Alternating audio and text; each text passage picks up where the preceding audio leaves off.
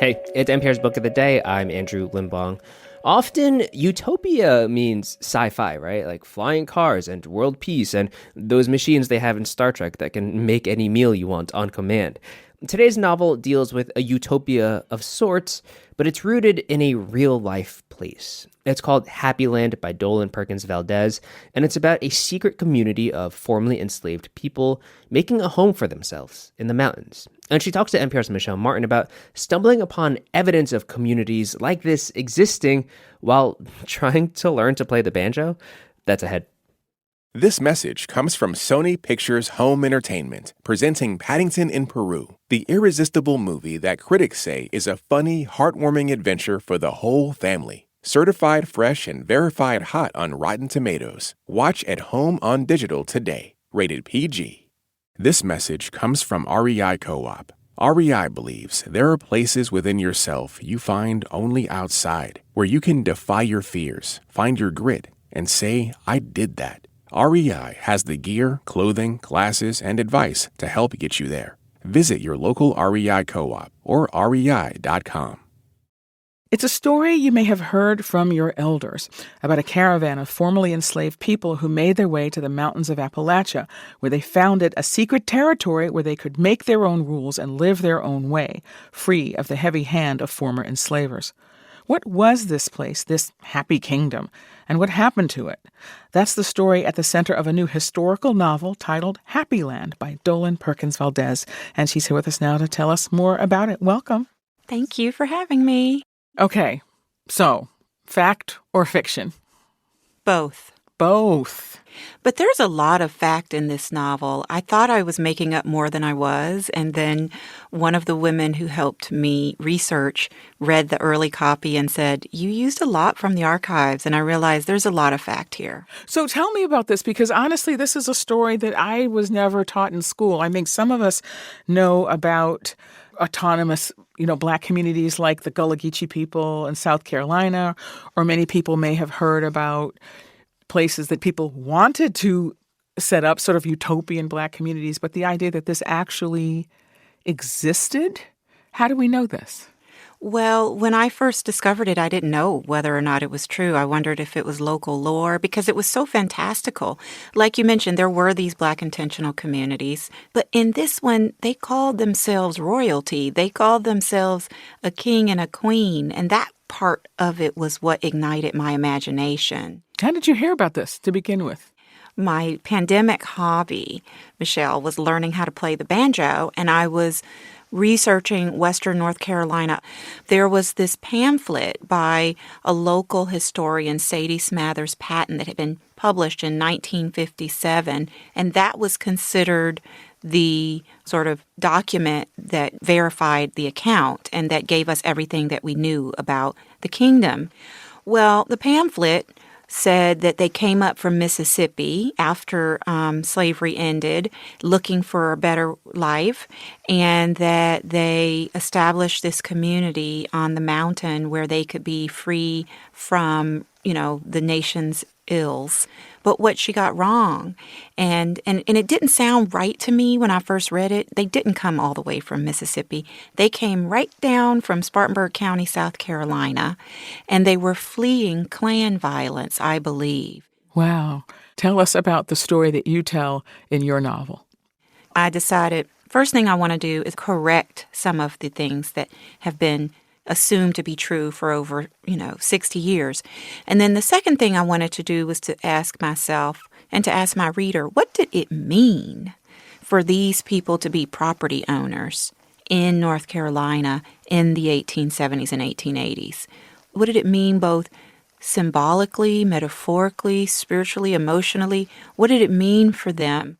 Your contemporary narrator is Veronica, Nikki, who goes to reconnect with her grandma, and then you alternate that with chapters told by Luella, who is... Luella was the queen of the Happy Land, and she married William Montgomery, who was named king. Nikki goes to North Carolina to visit her grandmother. Her grandmother says to her, "Do you know that you're descended from royalty?" She thinks her grandma is crazy, and later she'll find out it's true. There's a couple passages that really struck me. This is Nikki. That's the contemporary character who's gone to North Carolina, she thinks, to help her grandma, but it turns out she has a larger mission. Could you just read that paragraph, please? All my life, I've been part of a small family circle. By the time my daddy was 20, both of his parents had passed away. He and Mama, with their desire to build a family out of nothing, were a perfect match for each other in that way. The two of them against the world. For me, not having a sibling or even a cousin has been the only existence I've ever known. Now here I am walking beside my grandmother on acres and acres of land that my people have inhabited for over 100 years. It's hard to put how I'm feeling into words other than to say I'm dizzy with grief. I didn't know you could mourn something you never had.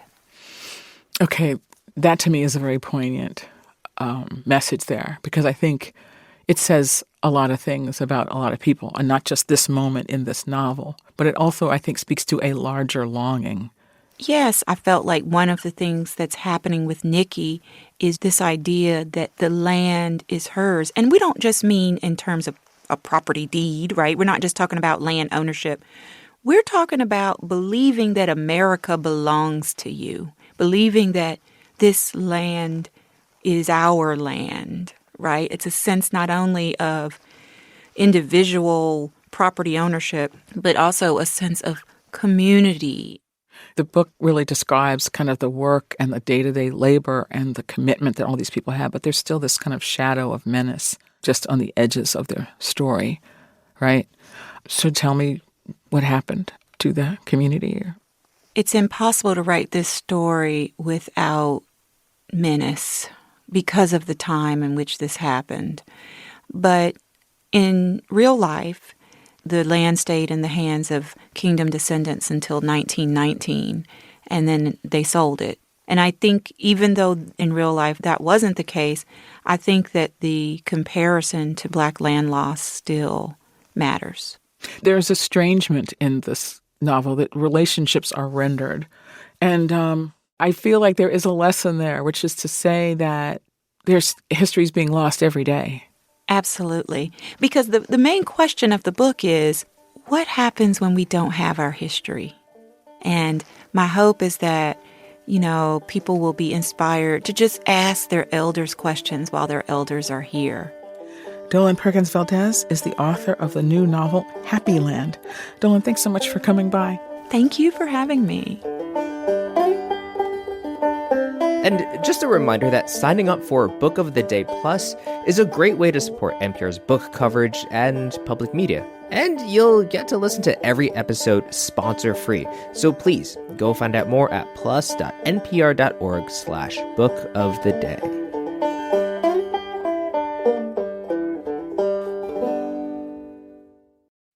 This message comes from Mint Mobile. If you're tired of spending hundreds on big wireless bills, bogus fees, and free perks, Mint Mobile might be right for you with plans starting from $15 a month. Shop plans today at mintmobile.com/switch. Upfront payment of $45 for 3-month 5GB plan required. New customer offer for first 3 months only. Then full price plan options available. Taxes and fees extra. See Mint Mobile for details.